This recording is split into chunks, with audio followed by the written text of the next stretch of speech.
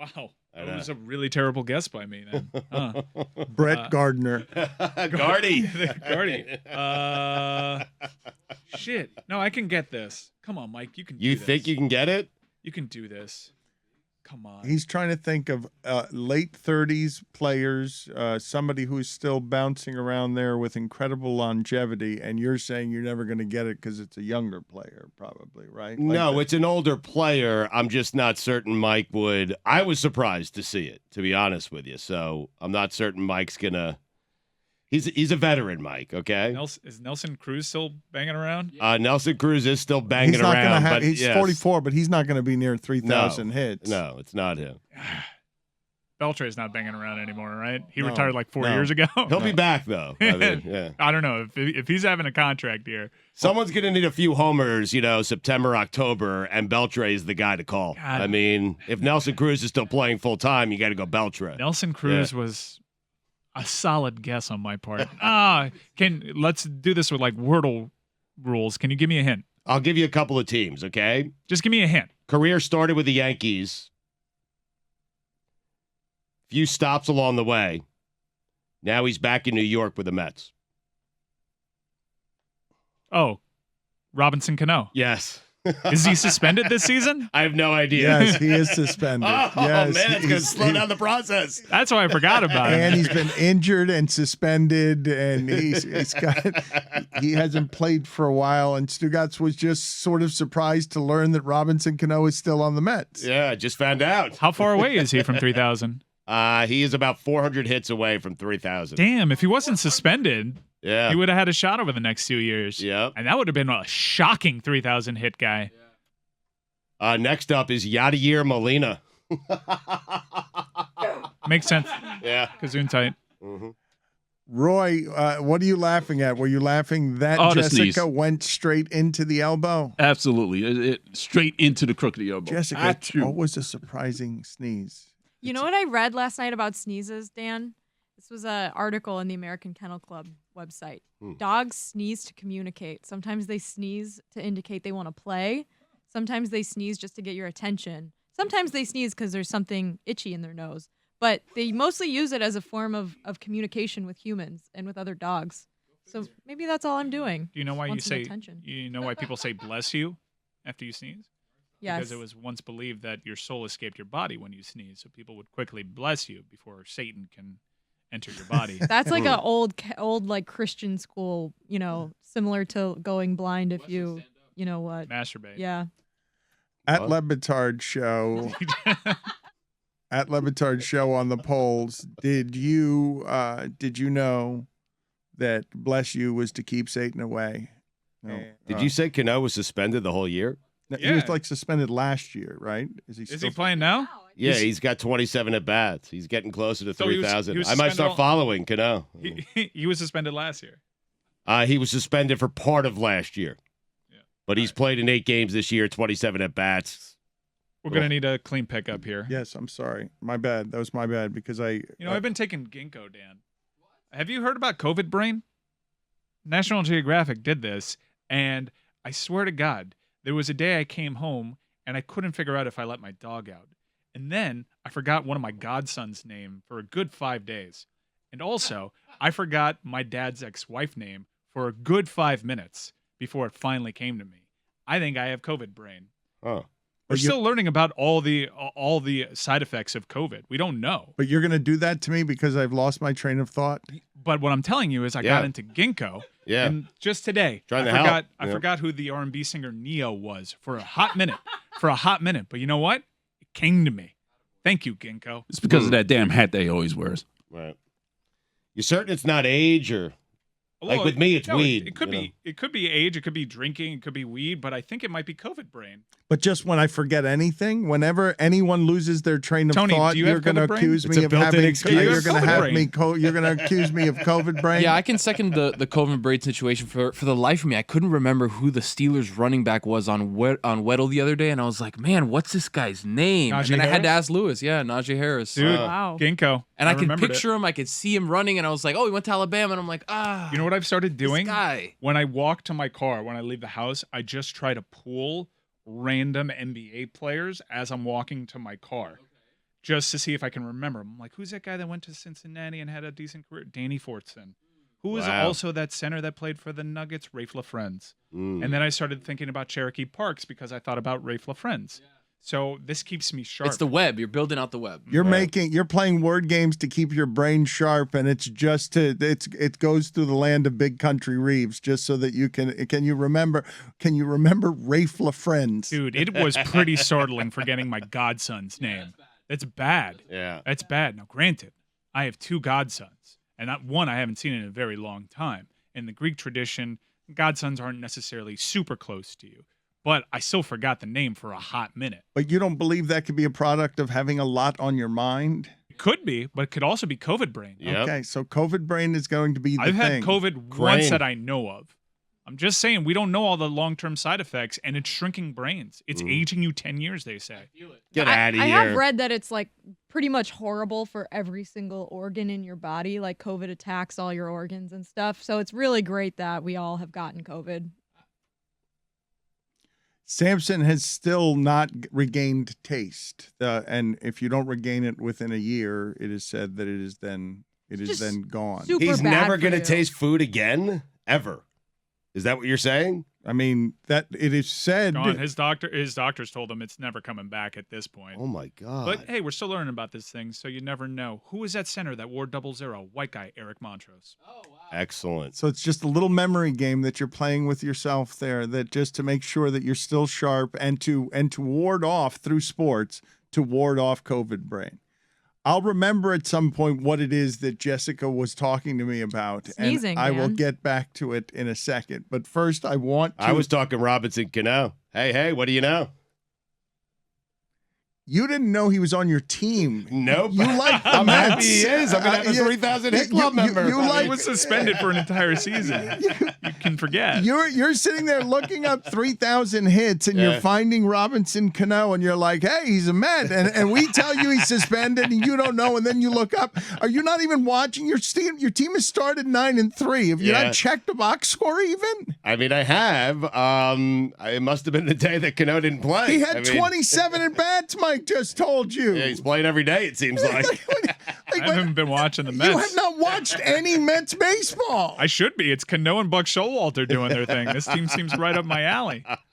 I wanted to ask you guys something because this was predictable, but also just a lot of fun. The idea, because Kyrie Irving and Kevin Durant are exceptionally skilled, and Tracy McGrady pointed out that's the most skilled couple of players ever. And then Dwayne Wade co-signed it, and LeBron James co-signed it. And then Skip Bayless said that MJ was more skilled than both of them combined. And so I just liked That's how you do it. I just liked the way the whole conversation went, where you're parsing hairs on skilled, right? Because JJ Redick is right when he's on First Take and he's arguing with Mad Dog yesterday, and he's saying, do you realize if we teleported Kyrie Irving to the 1960s finals, that they would look at him as if he were a sorcerer, like a wizard who was floating around the court in a cape? They would be so confused. Kind of looks like that nowadays, yeah. How does And he like do an actual that? wizard. He also looks like an actual wizard. He has a staff too. If like a major movie studio were casting a wizard, they might cast Kyrie Irving. I was really disappointed that that's all it took to shut Mad Dog up. The most obvious argument, it took the most. Kuzi shot 40%, and if Kyrie Irving played in that day, you would all look at him like he was a wizard. That's all it took to shut him up. The one that hurt is when JJ said Kuzi was being guarded by plumbers. That's all it took.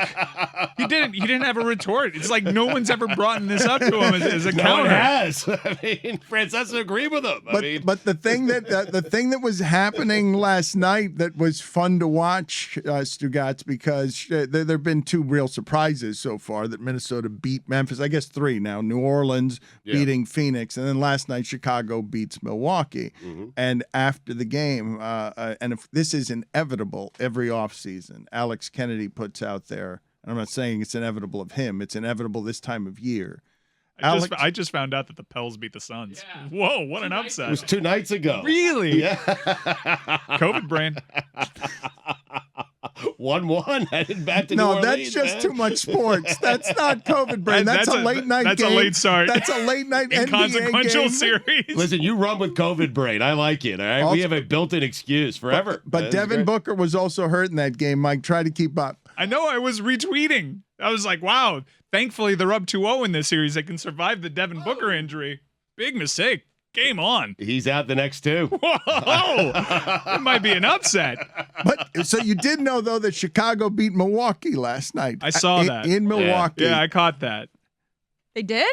Yeah, and They did. Oh, Yeah. that's awesome. Middleton's Go hurt. Bulls. Middleton MCL sprain. Yeah. Oh my God. Yeah, you have a Game- chance. Game on. Yep. Wow. You know how I knew Chicago won? I saw on my Twitter timeline a meme of Michael Jordan handing a physical torch to Alex Caruso. Well, here, this is what I'm saying when I say that it'll happen every time this year, and it felt like it happened a couple of times yesterday. Alex Caruso to Chicago may legitimately be one of the most important and impactful signings of last offseason.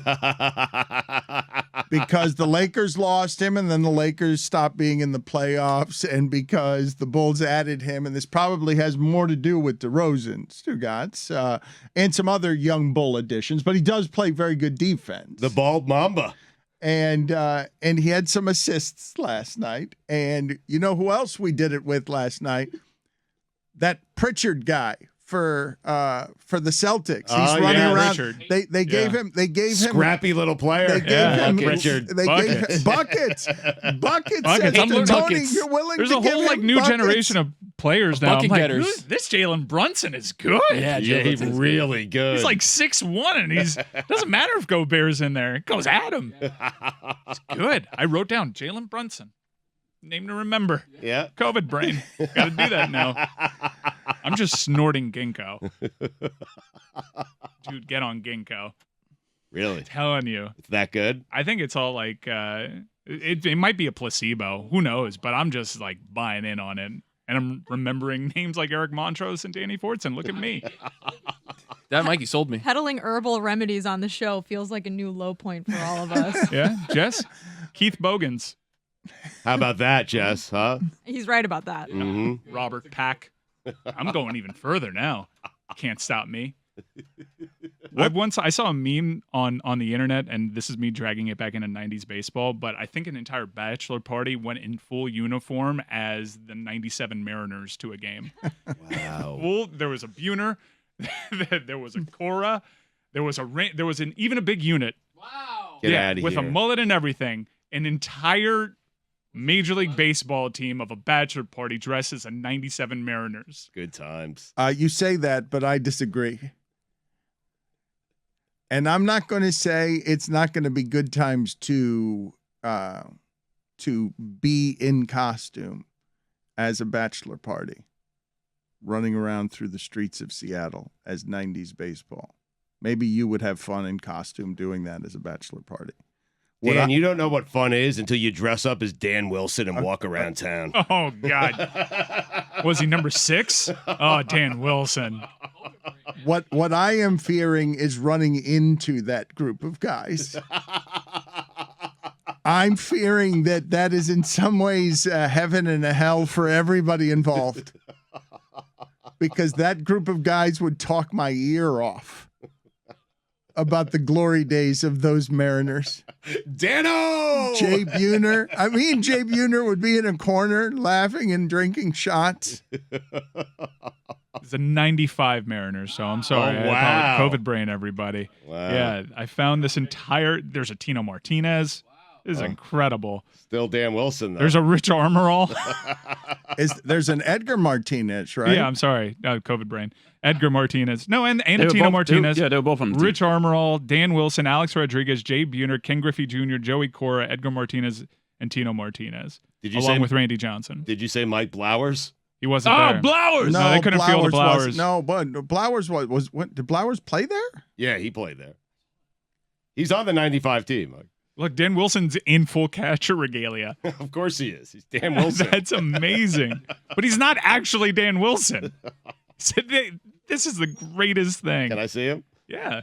Oh my God! Just, they're in like the 300 level, just marching down. That looks like someone. Look, Griffey's got his hat backwards. How cute is that? There are not a lot of people in that ballpark, though. It seems like they are. It doesn't seem. You've been noticing the attendance at these games. It doesn't seem like there are many people at these baseball Rich games. Armorall's got a beer in his hand. That video looks a little sadder though than I imagine, because it seems like a sad bachelor party making its way through a haunted arena. I think I made it a sad bachelor party when really it's just this is how Mariners fans celebrate opening day.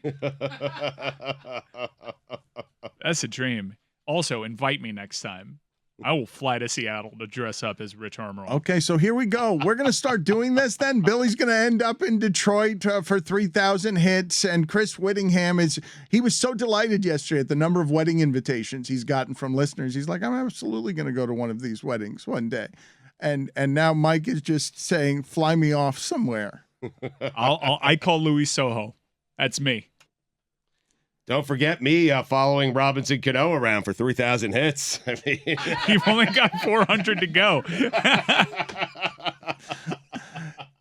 Stugotz, from the games last night, it was weird. I don't know. It was weird to see Kevin Durant and Kyrie Irving just be bad after being so good in game one. Kevin Durant turning the ball over. There were plays in that game that if I were to say to you, I'm not accusing Kevin Durant of this, but if I were to say to you that Kevin Durant was throwing that game, like actively trying to not win the game. He missed so many shots that he makes, and he was dribbling the ball off of his foot. Mike's now saying he didn't want it. He was afraid to have the ball. Well, same with Kyrie, by the way. No, KD Kyrie in looked particular. but Kyrie looked like he did not want to be out on the court last night. He did. He was not very interested. You made your own personal hell, Kyrie, by leaning into it, because that seems like an impossible place to play right now. The hostility is at 11. Kevin Durant was doing his best LeBron James NBA Finals 2011 impression. It jumped off the screen. I was shocked by it, because when you say someone is skilled, the show's doing this thing. We're eventually going to talk to Jamal Crawford, Jay Crossover, because NBA Twitter does this thing. This person's a bucket. This person is skilled. Tony just made the noise that Whittingham made when you threw 90s what was it, Cubs at Whittingham, or Saints at Whittingham. He made a sound.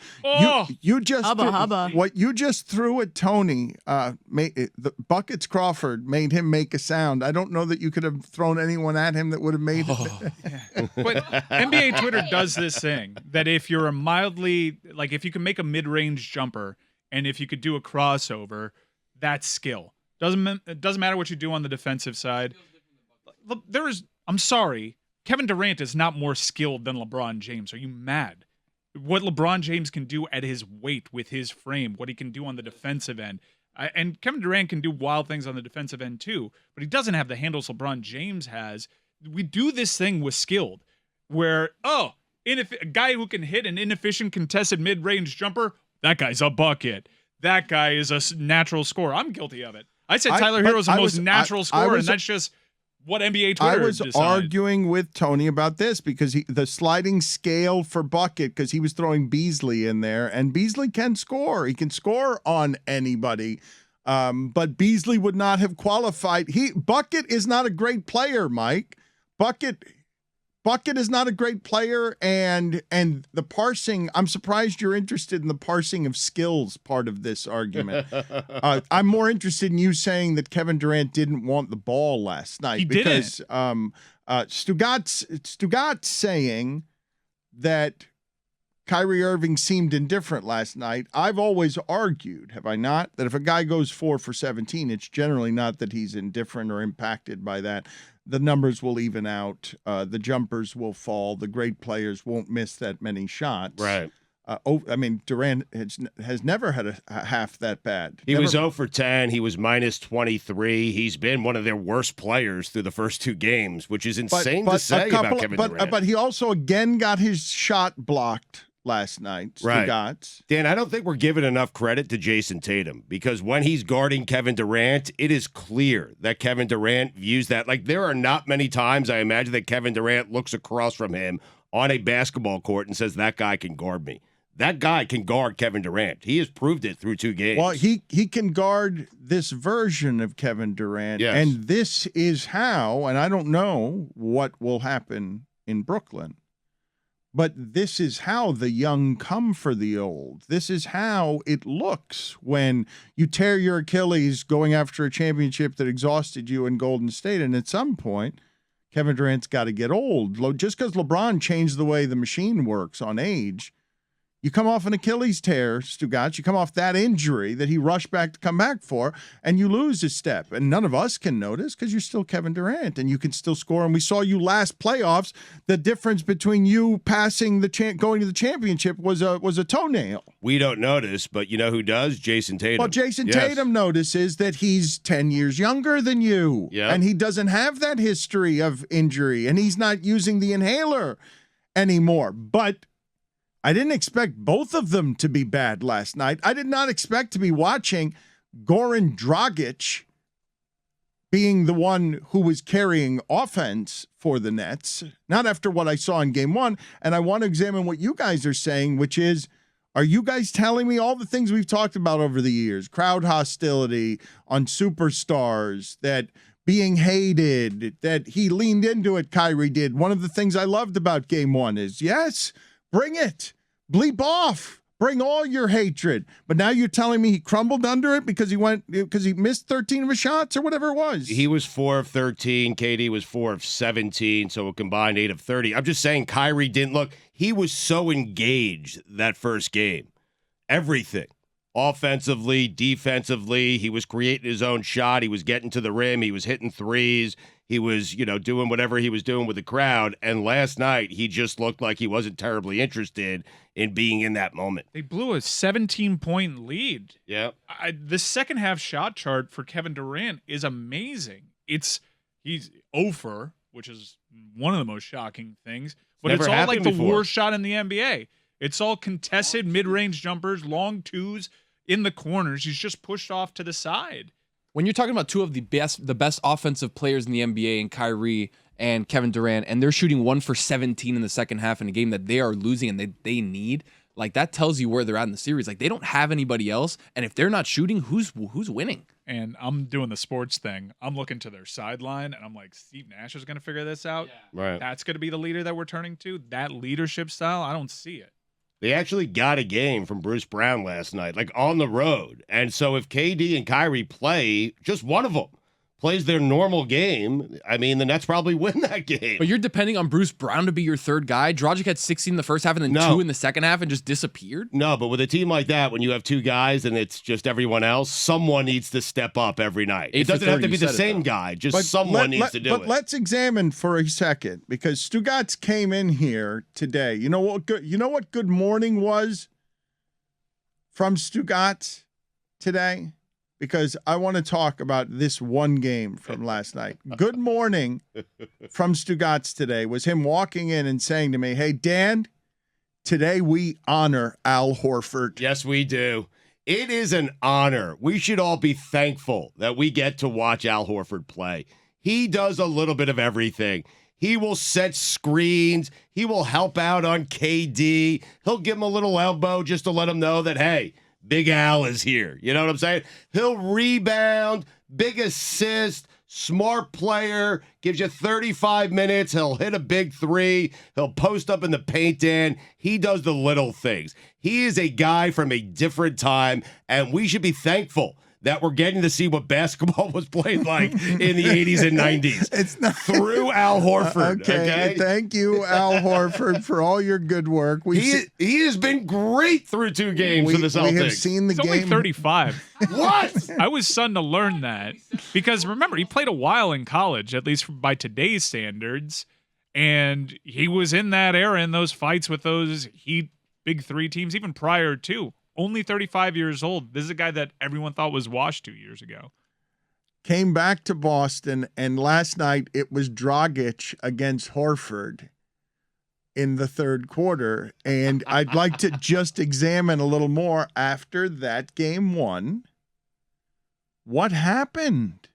Because after that game one, all of us were saying, well, one shot goes differently, and it doesn't feel like it does today, where it's like, oh, wait, if Boston gets an entire series of adjustments, Boston's deeper, Boston's defense is good, and their length over time is going to bother those two guys at the perimeter if they don't have enough help, and Kyrie can't sustain that for 7 games because he's been playing once every 3 weeks.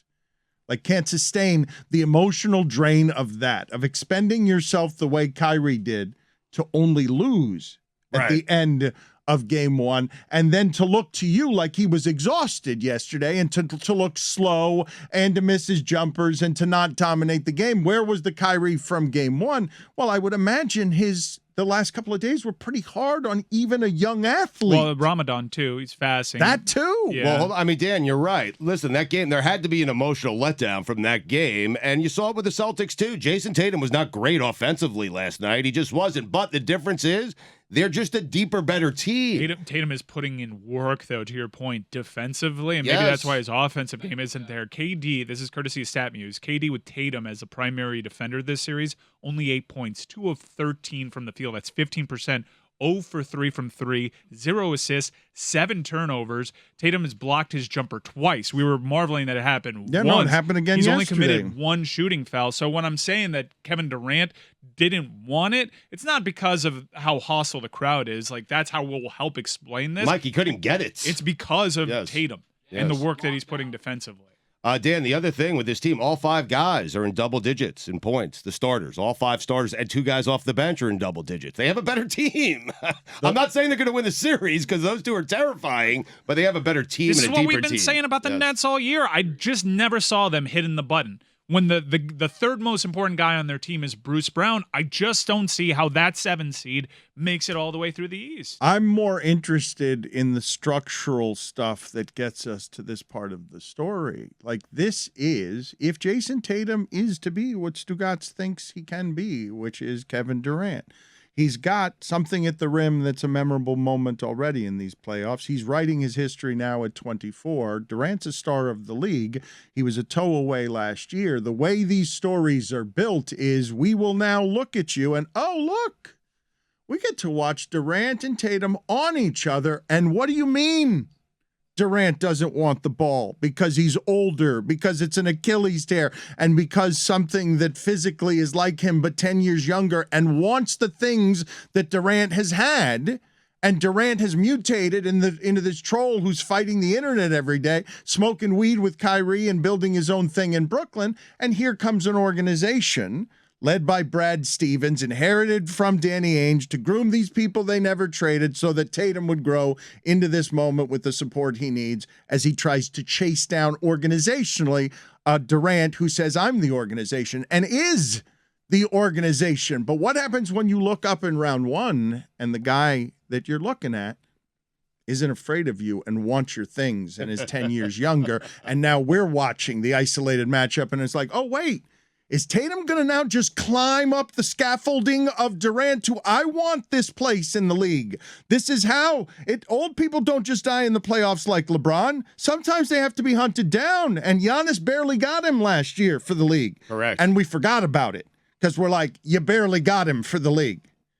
But now here comes by a toenail. But now here comes Tatum, and he's armed with defenders, and this is how these stories get written, and how generations remember them. And they're still missing their best defender. They are. He's armed with a second guy too. Jaylen Brown's a really good basketball player. When Jaylen Brown is cooking, he does this weird thing where he disappears in games. Like, he'll come out lights out, and you'll be like, "Oh my God, this is one of the best 2 guards in the entire world." And then he'll drift away, and he won't take a shot. Maybe that's his game.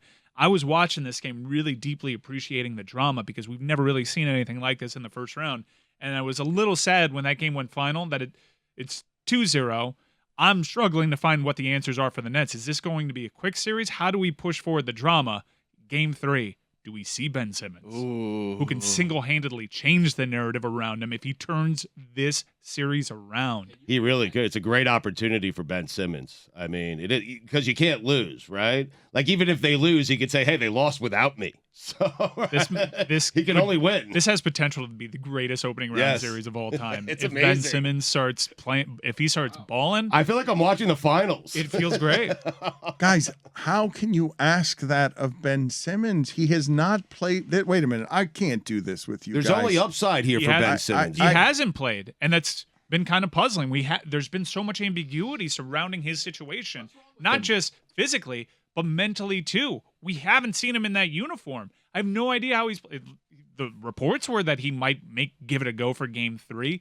Brooklyn obviously has to do something, because if they're not going to be able to score the way that they're used to with these defenders, you got to beat them at their own game with defense. Can I just go through some of this with you as we talk about the emotion on Kyrie Irving after the last game, and we go past the physical, Mike, that you just sort of threw out there?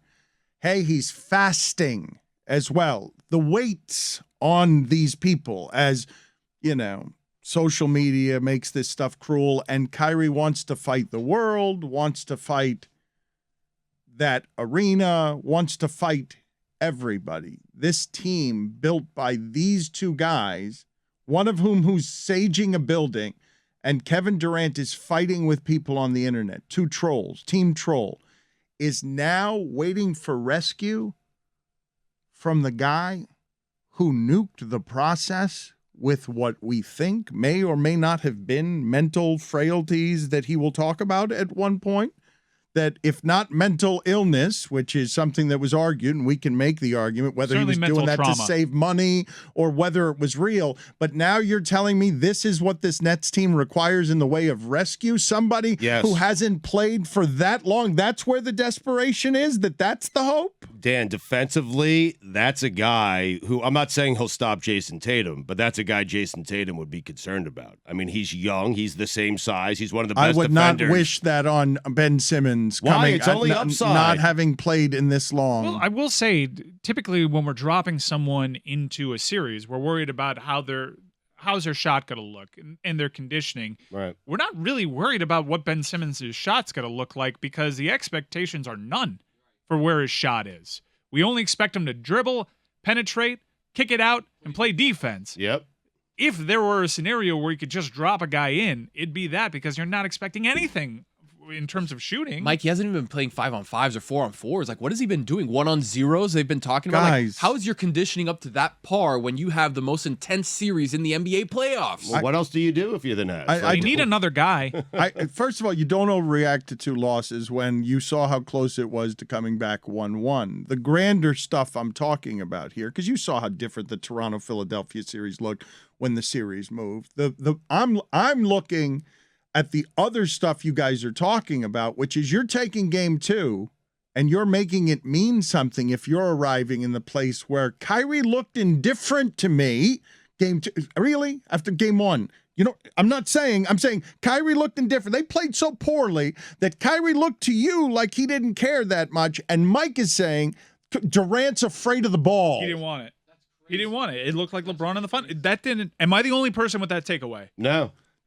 Tony. No, Dan, you it didn't looked see that? weird. It Dan- looked weird. Dan, how often does Kevin Durant doubt, like seriously doubt on a basketball court? Because he is thinking when he gets the ball, because Jason Tatum is guarding him, and you know who's coming to help? Big Al. I mean, and he is chipping away. Yeah, help That's what defense. Al Horford does. He double Hedge teams on you the with an screen. elbow. I mean, I must admit that your body language probably looks pretty shitty if you're blowing a 17-point lead on the road. And you're missing all the you're now down jumpers. 0-2. If you're missing every shot you take, because the thing that got lost, the extrapolations that you guys are making, and I started it, Stugotz, by saying if you were trying to shave points, it would look like dribble off your foot and miss all those shots that you normally make.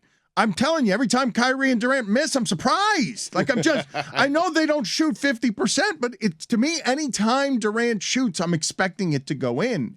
He had plenty of looks. Some of them were open. You guys are telling me Tatum guarded him well.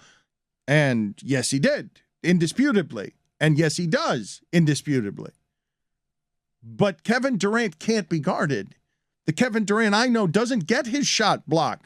If Kevin Durant is a step slower in whatever way from whatever this season has been and whatever the Achilles is, or maybe it's just the way the aging process worked. right. when I see him get his shot blocked twice, and I'm not used to him not being able to get his jumper over everyone who's ever played the game, then I begin to wonder, but I'm waiting for game 3, and if all of a sudden he's 14 for 19. If he's Kevin Durant again, right, which you would expect, of course. I gotta figure out. I gotta think he's gonna figure it out. But right? afraid of the ball, to go from afraid, this is the thing. You Can't say be prolonged an entire series like LeBron. And no, but I don't like that accusation, and I'm saying you're the one that said he was throwing the game. No, I did not. I said that's what it would look like because it looked weird. Right. All right. Well, Kinda you said let it us looked hear, like I that. mean, yeah. It certainly looked like he was scared. Should have said alleged, Dan. Yeah. It looked like he didn't want any part of the moment. It looked like he had met his match. I'm serious. It did. Like, hey, this guy can guard me one-on-one. No one's ever been able to do that. This guy can do it. You're amazing. You're gonna nail this Tatum Kevin Durant thing. I know. How about that? I'm so excited. Went 18 to 20 from the line. That's something. It is not only it's not only it's just something. It's he missed half the shots he missed. I was like, he usually makes those. I was expecting him to make that. That wasn't about Tatum. That's just he missed those shots, and it's half of them. But when you start missing all of them, and I don't know what the drain of these seasons is. Stugotz, I don't know what happened that made Durant break up with Draymond Green, but it seems like they could have had a really good thing there for a really long time. Yeah. And they decided it seems like Kyrie could have had a very good thing for a very long time in Boston. I mean, that team is so good and so young. He passed up on 2 very good things, and he, in part, if you look at Ballsack Sports reports that advance a narrative, kind of nuked one in Brooklyn with James Harden too. By just being Kyrie. I mean, but and Cleveland, right? Yeah, Cleveland, Boston, Brooklyn. We never got to actually see if that thing could work between those 3. It's just a peculiar career arc for Kyrie Irving if they get eliminated here. It's just the splintering. All it is the splintering of the power groups and factions in the NBA and all of its distortions that end up with Ben Simmons not playing and James Harden and Ben Simmons, the conglomerates being traded for each other because there are like 20 dudes or whatever that they change places. They can impact the economy, the salary cap, the city, all that stuff. Because Daryl Morey realizes, my greatest skill is, can I get one of the guys? Can I get a few of the guys? My greatest skill is getting the 20 guys who are the ones who change everything. Can I get 2 of them? Yeah. And he usually does. And you try and get as many as you can, and that's what the game has become. But the distorted mutation in Brooklyn is most interesting among them because those 2 guys are very us against the world, and now they find themselves, it's us against the world. It's all the things you built. Here they are being tested. Here's your blueprint. Remember all those blueprint games that we played in Miami? Here's your blueprint. This is what you built. That's what the game has become. But you know what? The 2 teams sitting atop the East who have the best chance of making it to the finals, that's not what they're doing. I mean, I know the Heat went out and got Jimmy Butler, but they're not sitting there. I know Riley's always looking for it, Dan. And Kyle Lowry. People always forget that they added Kyle Lowry to an Eastern Conference champion. Those guys are not Kevin Durant and Kyrie Irving or James Harden and Joel Embiid. But it's best available next options. Right, but they're deep. They're 2 very deep teams where a different guy on any particular night could be the guy that beats you, and that's a serious strength for an NBA team these days. Not every team has that. Most teams do not have that. Yeah. And when you have it, it kind of stands out now. Injuries happen, and the Miami Heat, as much as any team in the NBA, displayed that they can keep the train moving along. They can have a 1 seed because of how well they navigated injuries and personal time off and COVID. And you look at situations where, Milwaukee's in real trouble if they don't have Middleton. Yes. Phoenix might be in real trouble if they don't have Devin Booker.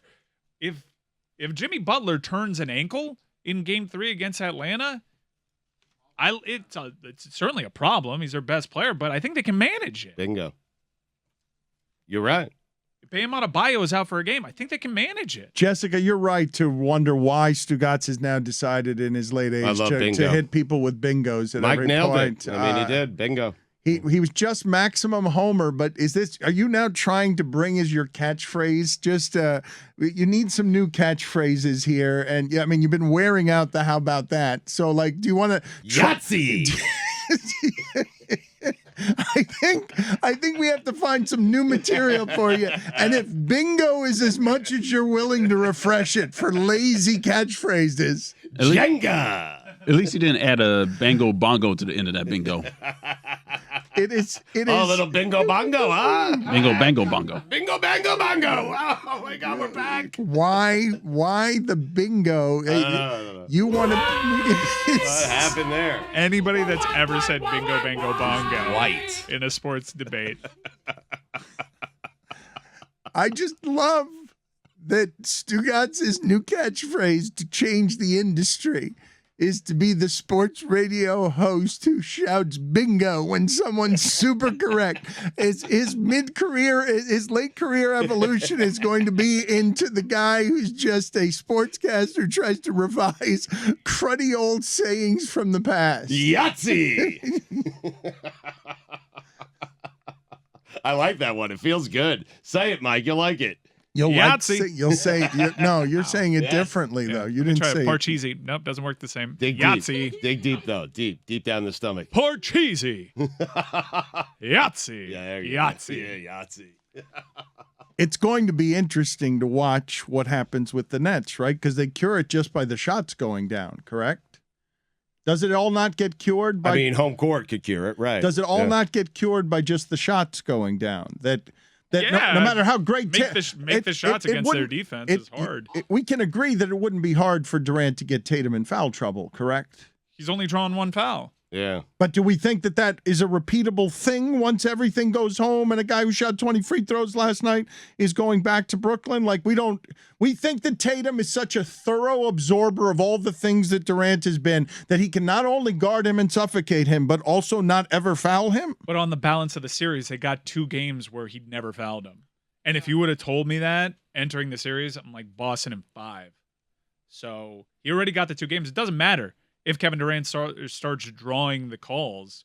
If they only win 1 game, but I'm Brooklyn, asking they you, got to win both. I'm asking Right. you, Mike, do you realize what you're saying, though? You're saying it as it's we have seen over the course of history any number of series go 2-0.